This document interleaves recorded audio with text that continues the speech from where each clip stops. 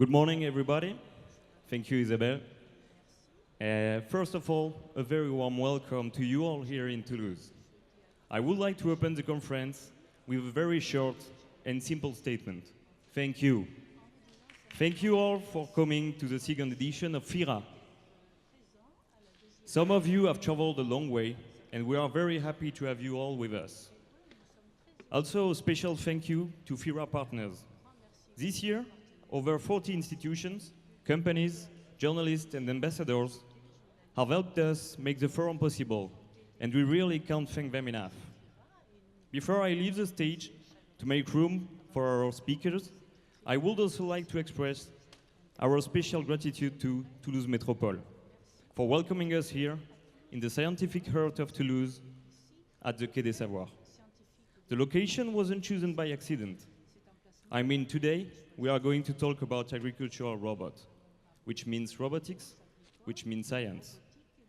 We are here together in this amazing and prestigious place to enable science, and especially robotics, answering some of the biggest challenges agriculture is facing today.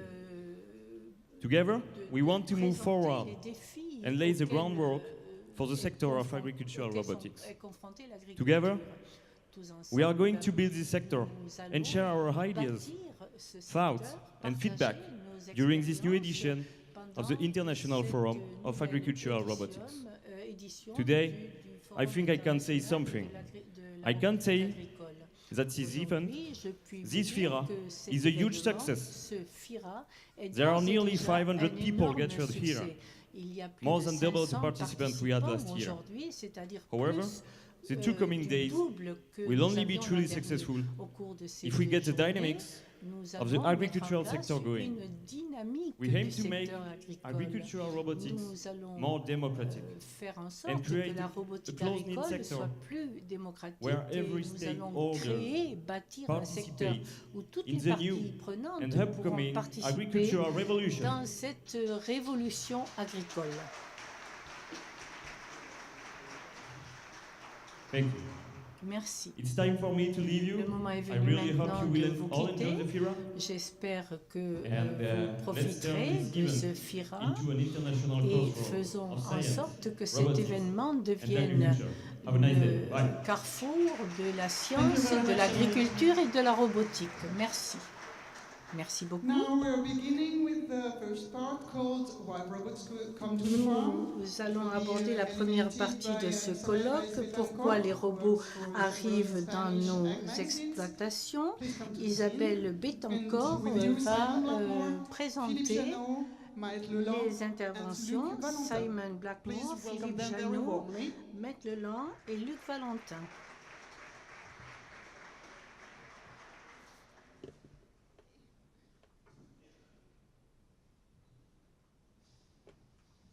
Well, bonjour. Désolée, je ne parle pas français. So I will Bonjour, continue dit in Madame en English, if you français. don't mind. Je suis désolée, je Thank ne you parle very much pas for coming français, here. donc je vais m'exprimer en anglais. Je vous remercie I will be conducting this d'être debate. ici. C'est I'm moi qui vais overwhelmed, conduire with ces this débats. amazing, Et audience. It's a lot of je people. I didn't imagine it suis was vraiment going to be like surprise this, so de I will try voir to do my best. un public si We nombreux. are going to- Donc je we suis un have peu a intimidée, mais really je vais faire de mon difficult mieux. task today, J'ai which une is to tâche answer fort this difficile question, devant moi, à savoir répondre why à cette robots are question, entering pourquoi our est-ce que fields les and robots it's s'invitent quite dans a nos question. exploitations? So, C'est to une help us to question find the très answer, vaste et perhaps pour it nous aider à more trouver than une one réponse, answer, I guess. peut-être We qu'il y a have, plus our speakers d'une today réponse. here with us. Nous avons différents Let me intervenants introduce ici, them. permettez-moi It's de les Professor Simon présenter. Blackmore, D'abord, nous avons le Harper professeur Adams Simon University. Blackmore de l'université Harper Adams, Philippe Janot, Philippe from Janot Vet Agro-Sup. de Vet AgroSup, We also have Luc Valentin, Luc Valentin, farm consultant consultant agricole in the USA, aux États-Unis, and Maët Leland, et Maët Leland, that coordinates the qui Bretagne coordonne Experimental Research la Station. station de recherche Okay, so expérimentale without de la further Bretagne ado, du I Sud. would like to, Sans ask, autre préambule, j'aimerais inviter Monsieur Simon Blackmore à faire sa présentation. Merci. Isabel. Merci beaucoup. Merci beaucoup, Isabelle. Bonjour à toutes et à tous. Je suis ravie d'être parmi vous aujourd'hui. C'est pour moi la première occasion de m'adresser à tant de gens sur la thématique des robots agricoles. Et je voudrais remercier tout particulièrement les organisateurs d'avoir mis ce sujet à l'ordre du jour. Quelques mots, si vous le permettez, sur mes travaux que je conduis depuis pas mal d'années, travaux qui consistent à mettre en place un système complet de robots. Vous savez que les choses avancent très rapidement dans ce domaine et je voudrais, si vous le permettez, vous parler des nouveautés, des progrès, des percées, des avancées et des opportunités que ces avancées nous apportent. Je travaille dans une petite université située en Angleterre qui s'appelle Harper Adams, qui est spécialisée en agriculture, donc dans le domaine de l'enseignement agricole. Nous avons mis en place un centre national d'agriculture de précision et nous conduisons toute une série de projets de recherche incluant des drones, des tracteurs autonomes, du désherbage par laser, de l'ensemencement robotisé, pulvérisation robotisée, phénotypage robotique, dépistage des cultures, également donc tout ce qui est autonome, sans parler d'autres points que je n'ai pas le temps de détailler ici. Et je dois dire que dans les 15 dernières années, des travaux de recherche ont pu être conduits, même si les financements n'ont pas toujours suivi. Nous avons à l'heure actuelle, en revanche, 4 centres, notamment ce centre d'innovation de précision dans le domaine de génie agricole. C'est en fait une entité privée qui est donc située à Harper Adams et qui a d'ailleurs bénéficié d'un investissement gouvernemental au départ. Et je vais revenir au sujet de cette présentation plus précisément, à savoir qu'en est-il de l'agriculture de demain. Et lorsqu'on regarde l'avenir, il convient de se pencher sur ce qui a été fait par le passé. Et même si tous les agriculteurs pensent faire au mieux de ce qu'ils peuvent faire, pensent être de bons agriculteurs, on ne peut pas s'empêcher de constater certaines faiblesses dans le système actuel. Et notamment en ce qui concerne les pratiques agricoles, car ces pratiques agricoles sont très consommatrices d'énergie. Toutefois, il existe des leviers de changement dans le domaine de l'agriculture. Nous devons notamment essayer d'avoir une production alimentaire plus durable. Bien évidemment, il faut que les agriculteurs puissent gagner leur vie correctement, mais ceci n'empêche pas d'essayer de préserver notre environnement. Cela veut donc dire qu'il faut développer des systèmes agricoles plus souples, plus flexibles. Nous avons des systèmes agricoles de tailles diverses, dont celle que je viens de montrer. Nous avons des systèmes de mécanisation qui nous amènent à une production maximisée, qui s'intéressent plus particulièrement et essentiellement au rendement. De nombreuses industries se sont tournées vers des pratiques flexibles de souplesse qui permettent d'utiliser différents types d'outils et qui donnent donc une grande souplesse aux dirigeants. Dans le domaine de l'agricole, il faut évidemment bien constater qu'on va vers cette production maximisée et ce faisant avec une automatisation accrue.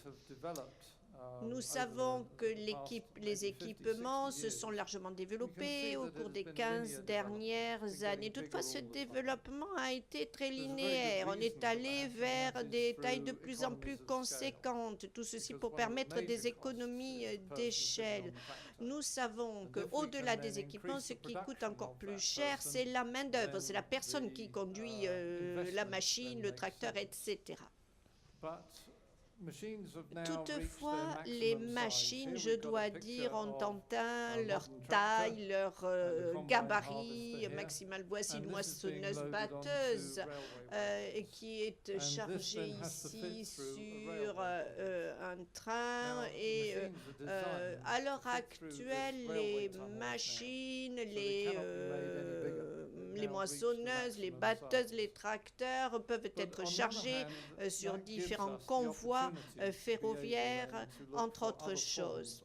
C'est un exemple des progrès qui ont été effectués ou des avancées qui ont été faites pour accroître les rendements et l'efficacité. Donc nous avons de gros tracteurs, nous avons des équipements conséquents qui permettent d'augmenter les cadences de travail et c'est vrai que ces équipements conviennent parfaitement pour de grandes surfaces à cultiver, pour des grandes exploitations agricoles. En revanche, les exploitations de moindre taille ou de petite taille ont encore un potentiel considérable de croissance. N'oublions pas que nous devons nourrir la planète à l'avenir. Et d'où va venir la production pour y parvenir?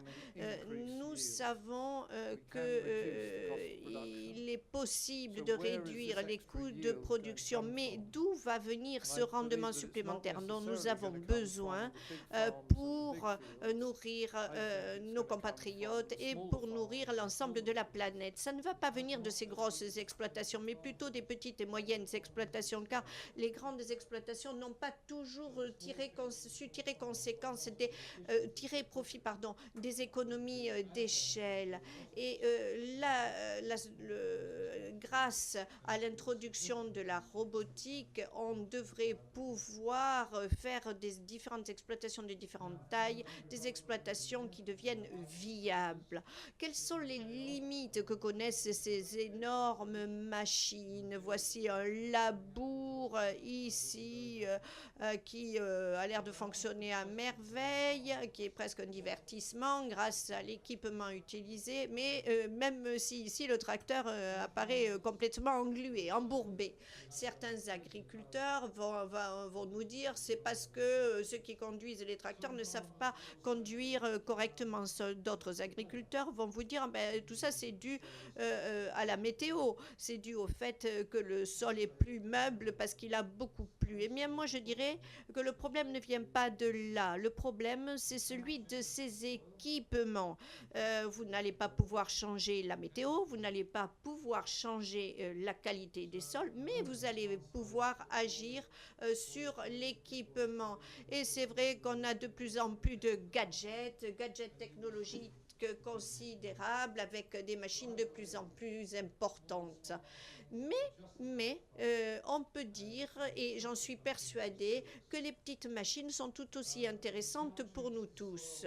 On ne peut pas, comme je le disais à l'instant, changer la météo, changer le sol, mais on peut modifier les équipements. Et on est là aujourd'hui pour discuter des nouvelles formes de mécanisation. Les gros tracteurs, les grosses machines, les gros équipements ne résolvent pas les problèmes, loin de là, et ils en créent d'autres. Regardez ici la qualité de ce sol et cette couche compactée qui est liée à l'utilisation maximale de ces grosses machines.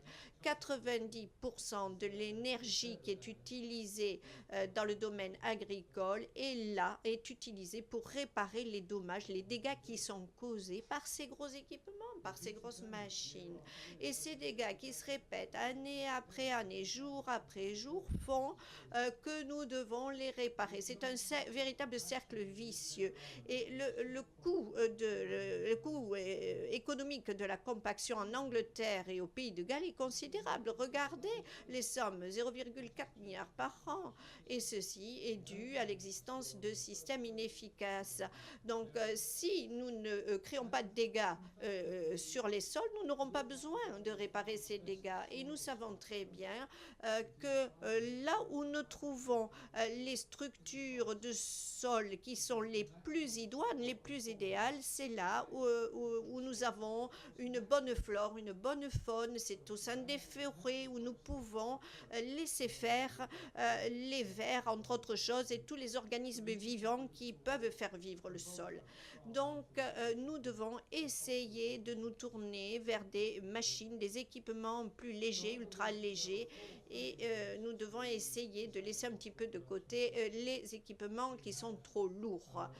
Voici les 4 étapes ici de la mécanisation, ce que j'appelle la partie établissement, la partie dépistage. Nous avons des machines qui peuvent faire des mesures. Nous avons ensuite évidemment le suivi des cultures. Nous pouvons intervenir sur les cultures en cours et ou à venir. Et ensuite, nous avons l'agriculture qui permet de faire de la sélection. Qu'en est-il donc de tout ce qui est ensemencement par robot?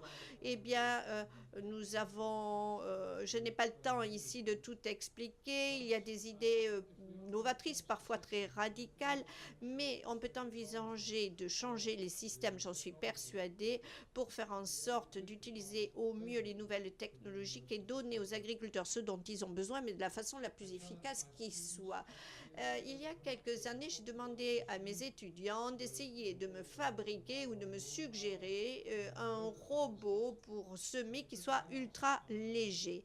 Et voici ce que j'ai d'abord eu, c'est cette espèce de tondeuse électrique qui a été robotisée, qui a été utilisée sur une herbe très humide. Et voici ce qui se passait au niveau du sol. C'est intéressant de regarder. Vous voyez que l'eau était arrivée à perler jusqu'au sol. Pourquoi? Eh bien, bien sûr, parce qu'il y avait compaction. Alors que là où le tracteur était passé, il n'y avait pas de compaction. Et donc, grâce à un tracteur robotisé, un équipement robotisé, vous pouvez passer dans des endroits où vous n'auriez pas pu le faire autrement. Le dépistage, quant à lui, peut être fait, donc réalisé par des véhicules au sol qui ne soient pas donc conduits par des êtres humains. Nous avons mis en place un centre agricole de drones et nous avons des drones de 2e génération. Les drones de 1re génération sont manipulés avec des radars, avec des manettes, alors que les drones de 2e génération sont capables de faire de la pulvérisation de façon beaucoup plus automatique. Nous avons développé tous ces systèmes grâce au soutien de différentes entreprises.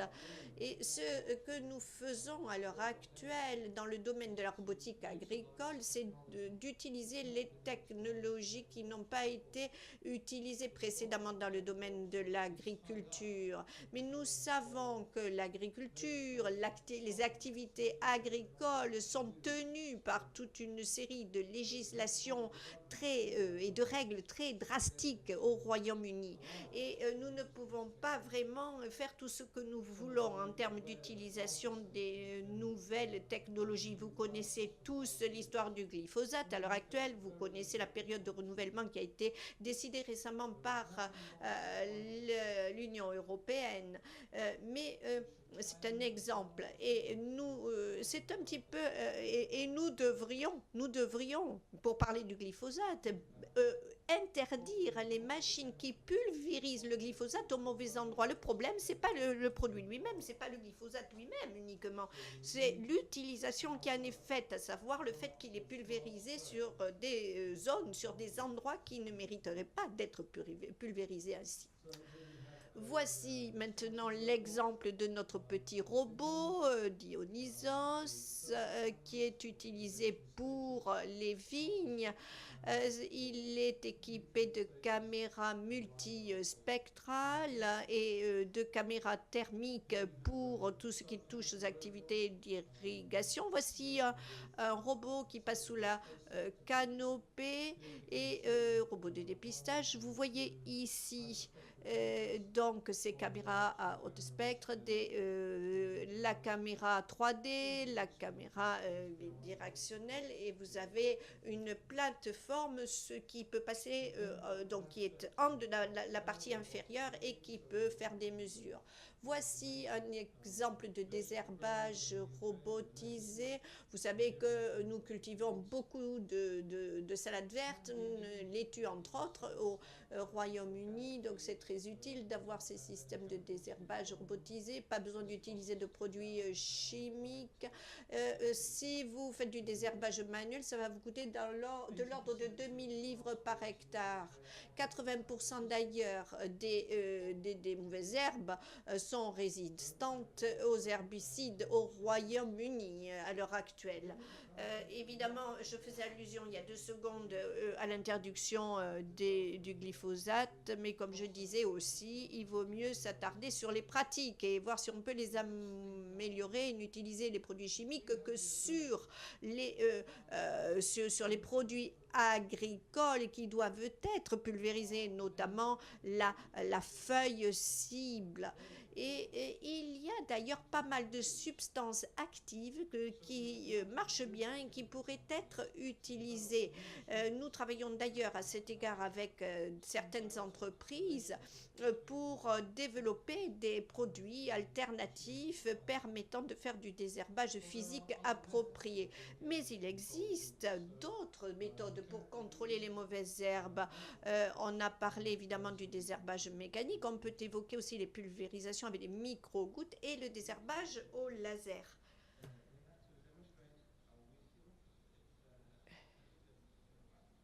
Système intelligent.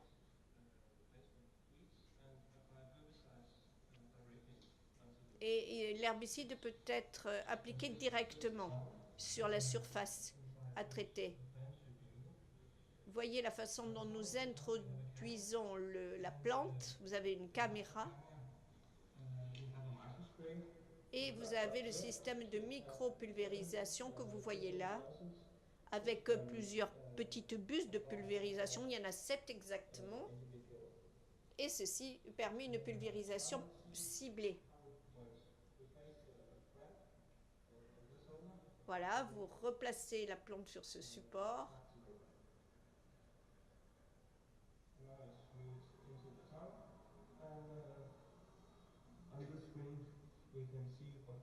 Et vous pouvez visualiser sur cet écran ce que la caméra elle-même voit.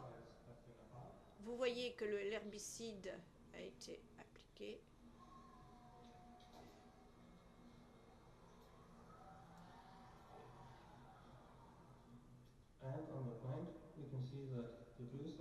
Vous voyez le petit produit bleuté qui a coloré donc la plante avec le produit herbicide. Nous voyons clairement qu'avec une technologie très simple, directe, qui est commercialement disponible, vous voyez donc que l'on peut éviter d'utiliser plus de 99% de produits chimiques. Tout ça par une pulvérisation ciblée. C'est ce que j'appelle l'utilisation d'intrants ciblés.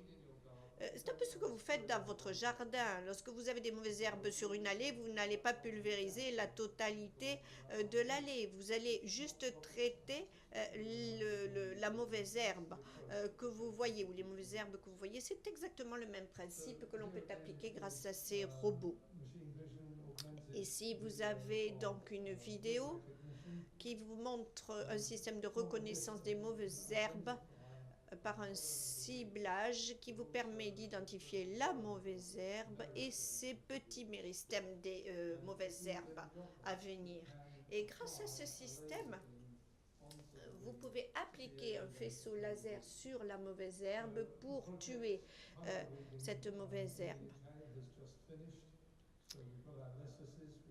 Vous voyez ici l'analyse post-traitement du produit qui a été traité. Nous pouvons vraiment traiter ainsi les cultures. Vous pouvez faire de la pulvérisation. Ici, nous pouvons identifier bien sûr la mauvaise herbe et la pulvériser. Vous voyez le fonctionnement de la machine en temps réel. Nous avons une longueur d'onde multispectrale et nous voyons le déplacement donc du laser et vous voyez les résultats effectués selon les tests que nous avons conduits. Résultats atteints, pardon, selon les tests conduits. Voici un tracteur autonome qui est à même d'adapter son style de navigation. Il peut passer du système GPS au système LIDAR. Et ce tracteur a été développé de telle sorte que je dois dire qu'il est conforme à toutes les exigences juridiques en vigueur chez nous et toutes les exigences en termes de sécurité. Il peut travailler, il peut fonctionner dans un système ouvert et il est tout à fait en phase avec la réglementation. Nous avons également travaillé sur le système de la récolte sélective. Je dirais que de 20 à 60% des cultures qui sont récoltées sont jetées, ce qui est gigantesque. Et pourquoi d'ailleurs? Pourquoi? Je crois que c'est un peu à cause de vous, mesdames et messieurs. Je suis désolée, mais je suis aussi responsable. Pourquoi? Lorsque vous allez au supermarché, qu'est-ce que vous faites? Vous prenez celles qui ont le meilleur aspect, vous prenez la laitue qui a les plus jolies feuilles, etc. Eh bien, je dirais que les supermarchés donc s'adaptent aux besoins des consommateurs et aux envies des consommateurs et n'achètent que les légumes qui ont bonne mine, entre guillemets. Et donc, les producteurs se voient dans l'obligation d'ignorer, de jeter des produits qui n'ont pas l'apparence souhaitée par les consommateurs et donc par les distributeurs. Si nous appliquons un comportement vertueux, je pense que nous pourrons non seulement récolter le produit que nous souhaitons, mais également le calibrer correctement, lui donnant ainsi la valeur ajoutée. Donc je crois que l'évaluation en termes de qualité, une évaluation qualitative et quantitative précédant la récolte ne peut qu'améliorer la chose. J'ai évoqué les tomates, mais je le dis là plus précisément pour les fraises, par exemple, dont on peut mesurer non seulement le calibre, mais également le degré de maturité et la teneur en sucre. Vous avez ici cet engin qui contient dans la partie arrière toute la partie automatisée, toute la logistique automatisée, et donc vous avez évidemment tout ce qui est batterie indispensable. Vous pouvez également la brancher sur le courant électrique, etc. Quelques mots peut-être justement sur la culture, de la cueillette plutôt des fraises. Vous avez ici un exemple. Vous voyez ici la tige, le pédoncule, et vous pouvez visualiser quelles sont les fraises qui ont atteint le bon degré de maturité. Et ce faisant, le robot ne va cueillir que les fraises mûres. Et vous n'avez pas besoin de toucher le fruit. Et vous pouvez utiliser votre faisceau laser pour obtenir le bon niveau de précision pour dire oui, cette fraise est mûre, celle-là non, pas assez mûre. Et donc ça ajoute de la valeur au produit puisque vous n'allez cueillir à l'instant T que les fraises qui sont vraiment mûres comme vous le souhaitez. Vous reviendrez plus tard pour cueillir les autres. De plus en plus de projets se tournent à l'heure actuelle vers ce qu'on appelle la culture sans intervention de l'homme, c'est-à-dire que les choses se font sans que personne ne vienne au champ travailler. les cultures sont surveillées par des drones. Tous les échantillonnages du sol se font par robot. Les cultures sont également échantillonnées par robot. Sont des tracteurs robotisés qui font le labour et qui font les pulvérisations. Et vous avez également un système de labour totalement, un système de culture totalement robotisé. Voici donc ces différents systèmes. Nous avons adapté nos systèmes de telle sorte que nous avons juste une interface humaine. Et ceci nous permet de contrôler donc l'utilisation des engins. Que dirais-je en guise de conclusion? Eh bien, je dirais que les robots sont déjà là, ils sont parmi nous. Et nous entrons d'ailleurs dans une nouvelle ère des robots agricoles.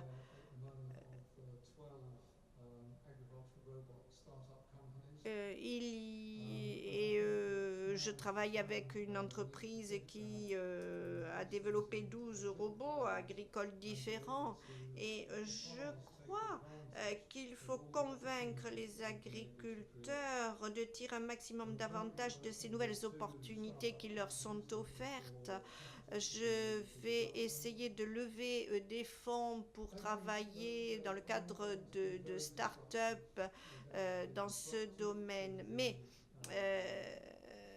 ces robots risquent de fortement perturber les agriculteurs parce qu'ils devront travailler différemment. Ces robots peuvent perturber les investisseurs et les fabricants également. Mais je crois que ça vaut la peine d'interroger les gens, de les secouer un petit peu, de les remettre en cause, car cela va permettre d'avoir de meilleurs rendements tout en améliorant la qualité et les rendements des plus petites surfaces. Je crois que nous sommes maintenant arrivés au stade où nous concevons les nouveaux systèmes et où nous commençons à essayer de comprendre les implications de ces nouveaux systèmes. Bien évidemment, je suis désireux d'avoir de nouveaux partenariats jour après jour et n'hésitez pas à vous tourner vers moi si vous êtes intéressés. Je vous remercie infiniment de votre attention. Thank you. Merci beaucoup. Merci Simon. Ça a été fascinant d'écouter toutes les chances que nous offrent ces nouvelles technologies et afin d'améliorer les résultats agricoles.